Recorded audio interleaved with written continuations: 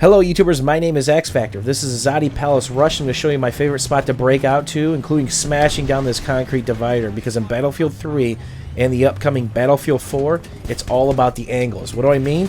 That tank's turned sideways on their back road playing between both NCOMs. Second shot's going to disable it, third shot's going to kill it.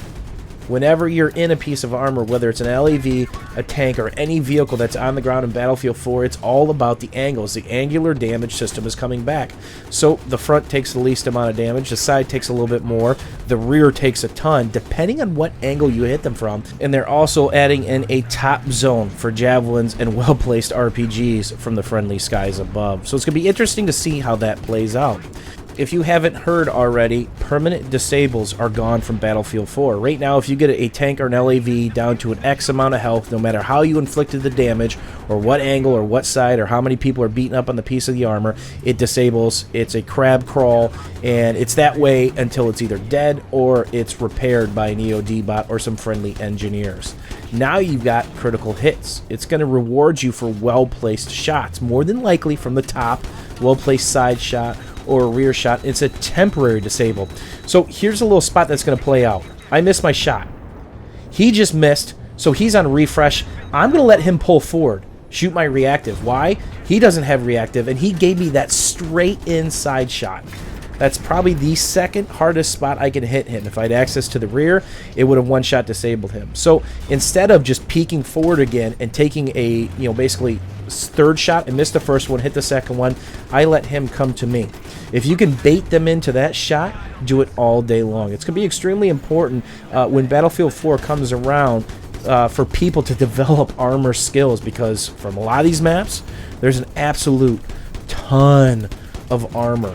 And it's going to be a nice way to really help your team out. So you see a couple bodies, you shoot the wall, and good things typically happen.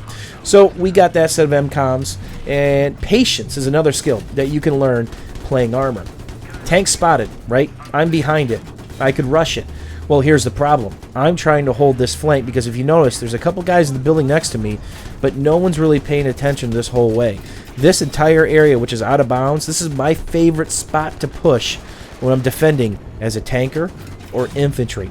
The back rages are infinite. I mean, you could pick up some 7, 8, 9, 10 baggers real quick, but you got to pay attention. So I could get that tank.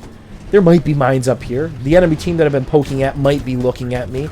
So I take a couple feet, and then more than likely, I'm going to back up. Try to range on that RPG, give them a different look. I could rush in there, take down their tank, but it's not going to work out in my favor. On a lot of these Battlefield 4 maps, there might only be one piece of armor. There might only be two pieces of armor, and they're going to have a respawn timer, which if it's like Battlefield 3, might be a minute and a half. So I pulled back, I repaired to a safe spot, we're pushing again. So if you get that piece of armor down, think about what that minute and a half does for your team, even if it's just infantry. Think about how much help that does for the recons. They've got C4 now, the support players, the engineers. They don't have to worry about a tank turning a corner and then pooping on everybody's head. You gave them some breathing room. And the same thing, if you lose your tank or get it destroyed because you made a selfish push and you didn't get their tank down, now they've got the upper hand. Armor is a complement to infantry play. And here I am backing up again because these guys are smart. Some C4 sandwiches about to be given out. An engineer, maybe a medic just got smashed on. They understand the power of this lane. So when you go to jump in armor in Battlefield 4, pick a right lane. Pick a good lane. Pick something that's not going to get your team crushed. It's all about the flanks. If the infantry are holding the flanks, then you can be a little bit more aggressive. But if your infantry aren't holding, guess what?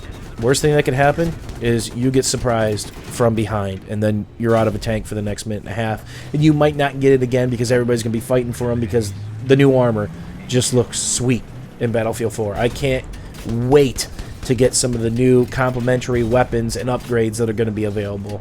So I will be doing a tank series, again, how-to armor in Battlefield 4, talking about angles, the mind games you can play. And I'm kind of playing one right now, right here, because I didn't approach your tank at first until I knew he was from behind that cover. Because if you roll up this hill at first, he's got a shot at your underbelly. That means he can hit you, your turret's facing in the sky, kind of like it did right there, and you're in a lot of trouble.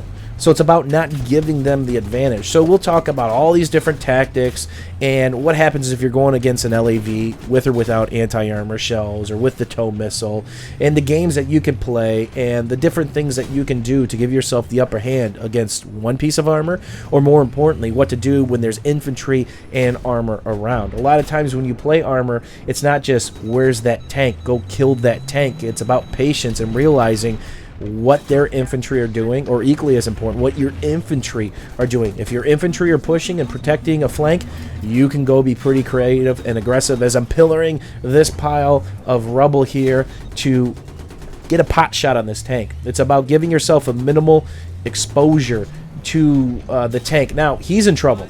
This is where I'm going to go chase. Sometimes I won't chase. Sometimes I will chase. He's on the outskirts of the map. If he was around a bunch of infantry, there is no way I would chase this guy, because they could have the booby trap set up on me, right? And before, that's why I didn't chase. I would be literally going through their spawn point. 2 or 3 or 4 or 5 or 6 different engineers could have peeked around a corner and just literally pooped on my head.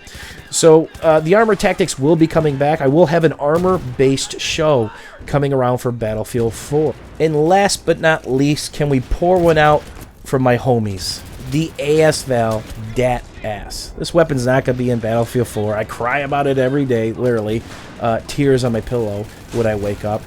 This would have been the perfect weapon for me, running around as a bush Wookiee with Pokeballs in Battlefield 4. But there's going to be like 1,000 weapons in Battlefield 4. I'm sure I will find 3 or 4 full auto guns that fit my needs when I'm playing a recon in Battlefield 4. Hopefully you guys enjoyed this kind of tutorial brush up video on armor to kind of plant a seed for you guys the day beta hits. I can't wait. It's right around the corner. And I'm bringing back all the old shows, Control Freak, Spoonfed, How to Be a Better Noob, and some new stuff that I haven't done, including the Bush Wookiee show, which I was just talking about. If you guys have any questions or comments, don't forget to leave them down below. Pour one out for the homie that is the AS-Val. I will miss you, brother. Thanks for watching. Thanks for hanging out, YouTubers, and we will see you guys soon.